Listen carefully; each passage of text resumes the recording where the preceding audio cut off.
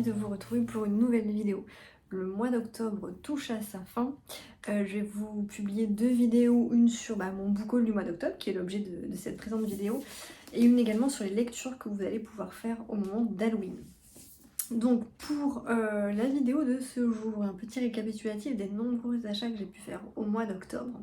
Donc je vais vous lire principalement les résumés parce que je n'ai pas lu les bouquins, donc je sais à peu près de quoi ça parle, mais je ne sais pas encore ce que ça donne. Premièrement, Enchantments of Ravens de Margaret Rogerson aux éditions Big Bang pour la version hardback. Du coup, j'avais déjà Sorcery of Thorns qui est là en édition grimoire. Et effectivement, c'était déjà un très bel objet livre, il faut reconnaître ce qui est. Et puis la plume de Margaret Rogerson est quand même super plaisante. Alors c'est un petit peu young adulte pour moi, mais c'est quand même un univers de fantasy. Donc c'est super passionnant, c'est très très bien développé. Et là, je pense avoir à peu près la même chose. Je vais être d'ailleurs, je pense, partante pour le lire pour Halloween du coup. Alors ici on suit Isobel, c'est ça, une artiste peintre exceptionnelle. Qui a un talent particulier, qui peint extrêmement bien, et elle côtoie donc de redoutables failles, donc des créatures immortelles capables de jeter de terribles sorts, et les failles envient une seule chose effectivement aux humains, leur art, la capacité effectivement de donner de rendre des œuvres effectivement magistrales. Donc le talent d'Isobel est aussi convoité que Corneille, le prince d'automne, lui commande un portrait. Mais la jeune femme va commettre une grave erreur et mettre le prince dans une position difficile qui pourrait bien lui coûter la vie. Furieux, le prince Corneille l'entraîne sur les terres des failles pour comparaître devant un tribunal. Un voyage périlleux où, cernés d'ennemis, ils seront contraints de s'en remettre l'un à l'autre pour survivre.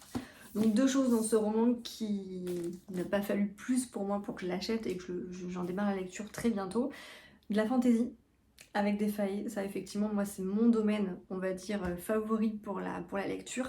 Donc un univers de fantaisie et une histoire d'amour entre effectivement deux personnages auxquels on ne s'attendait pas forcément. Donc ça a été ma première faiblesse du mois d'octobre.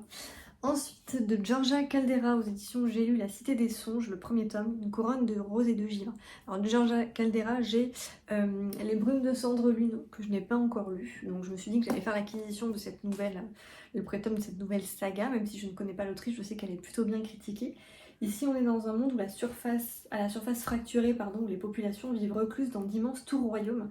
Un danger de plus en plus grand pèse sur l'humanité sous la forme d'une titanesque créature. 4 élus seraient capables, selon d'antiques légendes, de chevaucher les dragons tempêtes et de trouver la cité des songes, ultime refuge permettant d'échapper aux créatures des abîmes. Mais qui sont-ils? Auréa, chasseresse de la tour du printemps, et Rosarian, fils du roi de la tour de givre, sauront-ils s'allier, malgré ce qui les oppose, et déjouer les pièges de la cour, s'affranchir des luttes des pouvoirs et fédérer les derniers royaumes survivants, afin de combattre ensemble le dévoreur? Donc oui, domaine de fantaisie un peu plus marqué pour le coup. Donc oui, c'est de la fantaisie, elle est connue pour la fantaisie, pour tout ce qui est effectivement histoire d'amour, Georgia Caldera, donc de la romantasy comme on appelle ça. Donc franchement, je pense que ça va être une plutôt bonne lecture, donc je vais le mettre juste après Enchantments of Ravens, et il va passer vite fait à la casserole. Ensuite, c'est une réédition, mais je ne sais pas du tout ce que ça donne et je ne le connais absolument pas. Je ne l'ai pas lu quand j'étais plus jeune. C'est Vampire Academy, Sœur de sang, tome 1 de Rachel Mead aux éditions Big Bang. Donc une nouvelle réédition en poche. Voilà ce que ça donne. Mais alors moi, je ne connais absolument pas. C'est juste que dès qu'il y a une saga sur les vampires, je l'achète. Saint-Vladimir est un lycée privé hors du commun, à l'abri des regards indiscrets de jeunes vampires y apprennent la magie.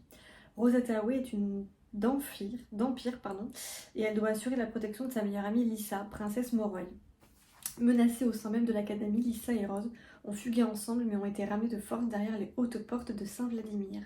Entre intrigues machiavéliques, rituels nocturnes inavouables et amour interdite, elles doivent rester sur leur garde. Les Strigoi, vampires immortels et ennemis jurés des Moroi, pourraient bien faire de Lisa l'une d'entre eux pour l'éternité. La saga best-seller à l'origine de la nouvelle série TV C'est Phénomène. Alors là, je n'en ai absolument pas entendu parler.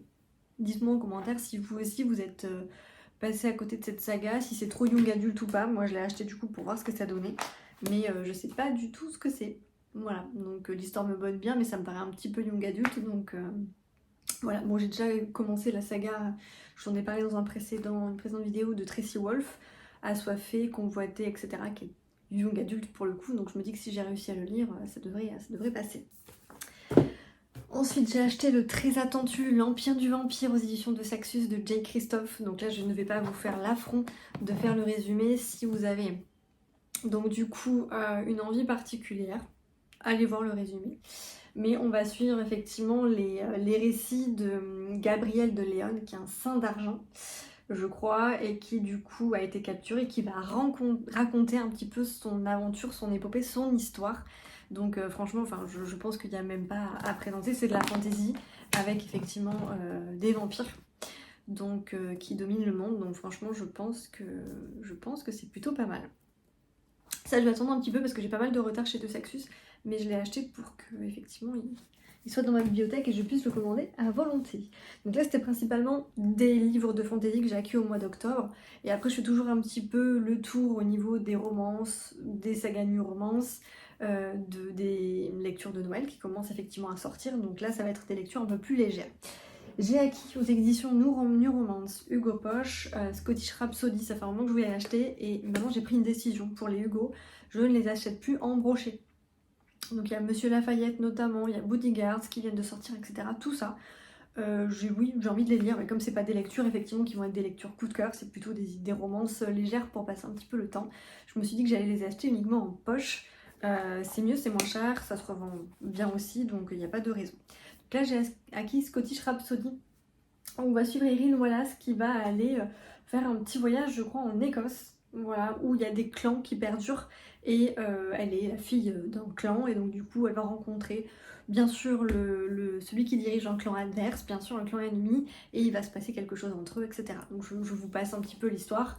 C'est du New Romance, moi ça me tente plutôt bien, un petit peu comme la saga des McCoy que j'ai au niveau du premier tome. Donc voilà, c'est quelque chose que je vais lire, mais je voulais pas mettre le prix d'un brochet, donc j'ai attendu qu'il sorte en poche, voilà. Ensuite, les premières sagas de Noël. J'ai acheté de Sophie Jomain Les Tortues ne fêtent pas Noël sous la neige. Il était sorti en brochet l'année dernière. Cette année, elle a sorti Les Perce-Neiges ne fleurissent pas, quelque chose comme ça. Pas à Noël, enfin je sais plus. Donc là c'est pareil, je l'achèterai en poche l'année prochaine. Parce que c'est pas des coups de cœur au point que j'achète effectivement le brochet. J'en ai un petit peu je crois de sagas de Noël, non? Ou je me trompe? Je sais plus. Bon en tous les cas j'ai dit la décision d'acheter en poche. Donc, ici on suit Rosalie Ernst, à Saint-Barthélemy. Voilà. Elle a décidé de partir là-bas, je crois, pour changer de vie. Elle va passer son premier Noël loin de son Alsace natale, donc à Saint-Barthélemy. Elle s'installe là-bas. Elle travaille pour une agence immobilière de luxe. Et donc on va suivre un petit peu ses péripéties avec bien sûr une comédie romantique à la clé, puisqu'il y en a dans toutes les romances de Noël. Donc voilà, moi je voulais la découvrir. Ensuite, j'ai acheté une autre romance de Noël, mais je me suis limitée cette année, j'en ai 3 livres de Noël, et je vais me cantonner à ça parce que j'en ai pas mal effectivement de retard ici, donc oui. Au cœur d'une nuit de Noël, aux éditions Hugo Poche, d'Erika Boyer. Donc là, c'est pareil, c'est le résumé qui m'a pas mal tenté parce qu'il faut dire qu'il y a beaucoup de comédies de Noël où le résumé ne me tente pas, c'est ridicule, c'est débile à souhait. Ouais, mais il faut pas trop quand même. Il faut que ce soit une comédie romantique et une romance de Noël avec tout ce qui va, féerie, etc. Mais pas que ce soit débile à souhait, quoi. Donc je veux bien qu'il y ait de l'humour, que ce soit rigolo, etc. Il faut quand même que ce soit pas trop bête, quoi. Donc on essaye d'en trouver. Décembre est arrivé, le mois préféré de Layla. S'il est synonyme de labeur acharné pour elle et ses amis qui ont plus de travail que jamais avec leur entreprise de traiteur au seuil des délices, il annonce aussi le meilleur moment de l'année, Noël. Sa fête favorite approche, la neige, les chants, les lumières et les délices sucrées le disent. Et même si une fois de plus ses parents ne seront pas là pour la célébrer avec elle, elle peut compter sur Sydney pour en faire quelque chose de magique, son meilleur ami. C'est toujours comment lui faire oublier tout ce qui la chagrine, quelles que soient les remarques de sa famille, sa maladie, ses problèmes d'argent. Ils sont indispensables, son plus proche confident. Et s'il devenait plus que ça? Touk touk touk. Donc voilà, donc là c'est la deuxième comédie romantique que j'ai achetée, toujours effectivement en poche, pour éviter de trop dépenser au niveau des brochets. Par contre, j'avoue, je suis un petit peu, mon petit péché mignon en brochet, c'est tout ce qui touche aux librairies, notamment la saga de la charmante librairie de Jenny Colgan. Voilà, j'en ai plusieurs effectivement d'elle sur des librairies, sur la saga La Charmante Librairie. Et là j'ai choisi Noël à la Charmante Librairie de Jenny Colgan aux éditions Prisma. Donc c'est le seul brochet de Noël que j'ai acheté. Donc on suit Carmen Hogan.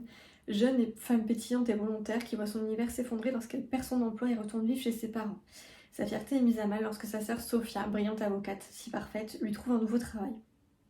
C'est ainsi que Carmen se retrouve à Édimbourg et partage son temps entre ses 3 neveux, bien trop éduqués, et la vieille librairie de Monsieur Macready, pour y vendre des ouvrages poussiéreux. Si le magasin est vieillot et désorganisé, il est indéniablement plein de charme. Mais quand elle apprend que la boutique est en faillite et qu'ils doivent la sauver avant Noël, elle est furieuse. À quoi pensait Sophia en lui trouvant cet emploi? À ajouter un échec à sa vie? La vieille ville d'Édimbourg recèle bien des surprises entre Hawke, le professeur d'université si candide, Blair, l'auteur à succès qui ne manque pas de charme, et les secrets qui planent autour de son patron. Carmen ne va pas s'ennuyer.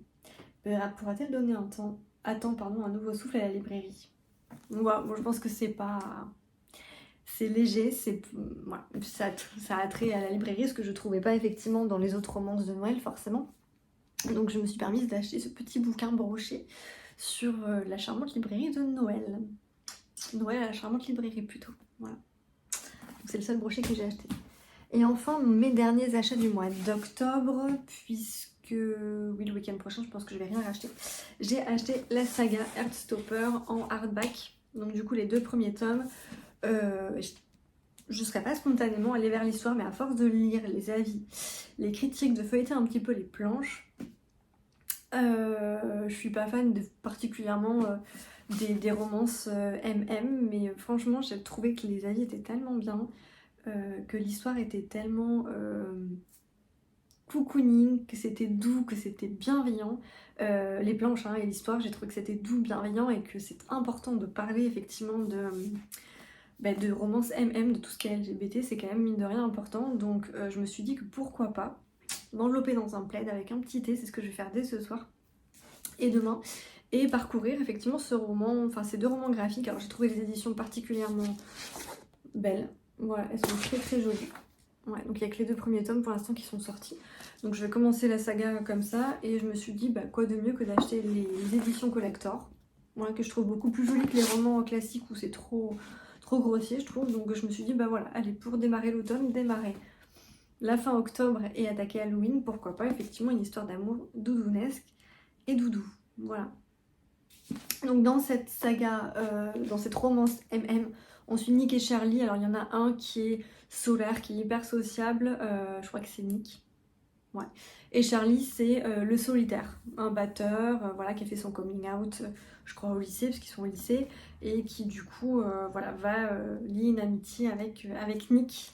Enfin franchement, les éditions sont super jolies. Donc je me suis dit, quitte à l'acheter, autant acheter cette mignonne petite édition, voilà.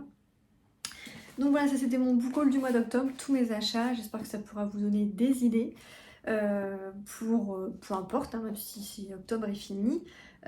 Ce sont des sorties plutôt récentes, je dois dire, donc je pense que vous les trouverez toujours, y compris pour les éditions collector, voilà.